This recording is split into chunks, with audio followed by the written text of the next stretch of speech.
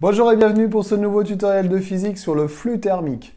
Le flux thermique, c'est une grandeur qu'on utilise en thermodynamique qui correspond à la quantité d'énergie thermique qui traverse une paroi de surface S et d'épaisseur E.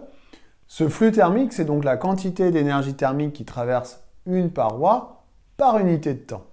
Alors, voilà notre paroi d'épaisseur E de surface S avec une température extérieure que j'ai appelée T1, une température intérieure de la pièce que j'ai appelée T2.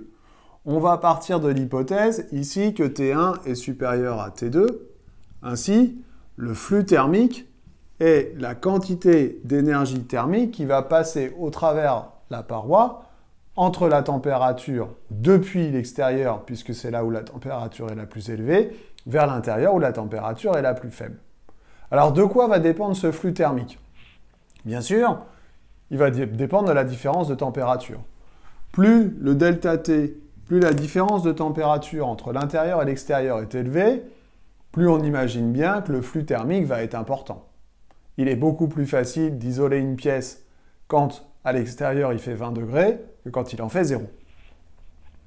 Évidemment, le flux thermique va dépendre de l'épaisseur.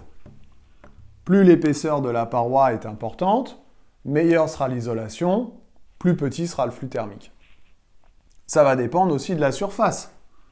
Plus grande sera la surface, plus grands seront les échanges entre l'intérieur et l'extérieur, plus grand sera le flux thermique. Et puis, ça dépend aussi d'une dernière chose. Ça dépend de la nature du matériau, de la nature de la paroi. C'est ce qu'on appelle la conductivité thermique.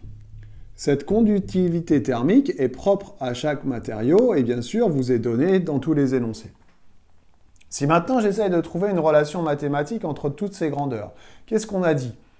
On a dit que plus la différence de température était élevée, plus le flux thermique était important. Donc le delta T va être au numérateur. On a dit que plus l'épaisseur était importante, et plus le flux thermique serait petit, parce que les échanges seraient plus difficiles. Donc l'épaisseur va être au dénominateur. On a dit que plus la surface serait grande, plus les échanges seraient importants. Donc, la surface est au numérateur. Et enfin, évidemment, plus la conductivité thermique d'un matériau est importante, plus les échanges thermiques entre l'intérieur et l'extérieur vont être possibles, plus le flux thermique sera important.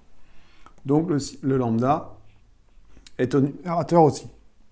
Si maintenant j'essaye de trouver les unités, le flux thermique est en watts, l'épaisseur est en mètres, la surface est en mètres carrés, et le delta T est en Kelvin.